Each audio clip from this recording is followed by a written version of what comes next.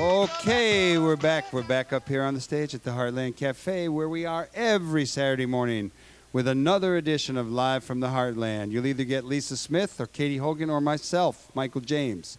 And today it's me, and I'm honored to have our next guest, Jesus Chuy Garcia. Good morning to you. Buenos dias. Great to be at the Heartland this morning on a beautiful morning at Rogers Park. We're filling you up with food. We're making you happy. You're making us happy. We're glad to have you. It's great to be here. I haven't seen you since you won the election. And the election was the Democratic primary to be a member of the Cook County Board from which district? From the 7th District, the greater southwest side of the city of Chicago and a part of beautiful Cicero. Not Berwyn? Not Berwyn. Okay, you got Cicero. Yes. Well, let's talk about Cicero. Colorful Cicero place. used to be a place where everybody but white people feared to tread. And Yes. now I know that it's changed a lot. We have friends that live out there who are not only white but Latino. Tell us about Cicero. Tell us about your district. Well, Cicero is on the westernmost part of my district. It is a community, a town that has experienced tremendous change since the 1970s with the growth and expansion of the Latino community, especially the Mexican community, the spillover from the little village and the growth further west down Cermak Road, that today is upwards of 80% Latino. In spite of the demographic changes that have taken place there, the politics of the town continue to be dominated by the folks that have run it for the past several decades.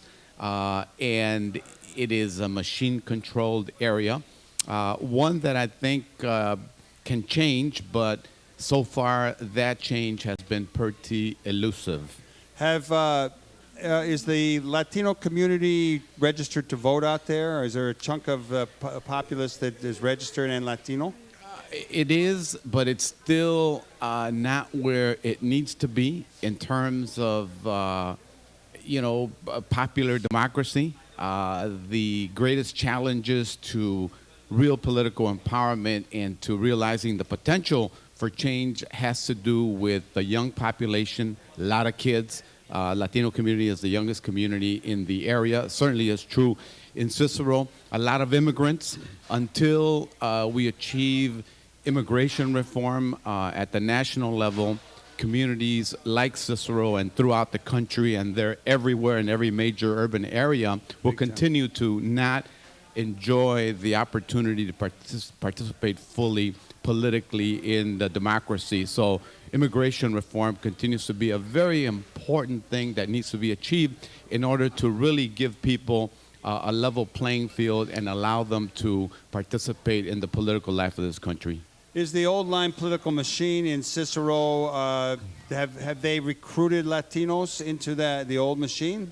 They have, utilizing the old, Chicago-style patronage system, coercion, good old arm twisting, and just good old co-optation. Hey, you work this precinct and you carry it, and we'll give you a job, and we'll hire a few more of your relatives, we'll hire your top workers, and the system is just perpetuated over a long period of time, and they continue to dominate the town in a way that's really not empowering for the community that comprises the town of Cicero today.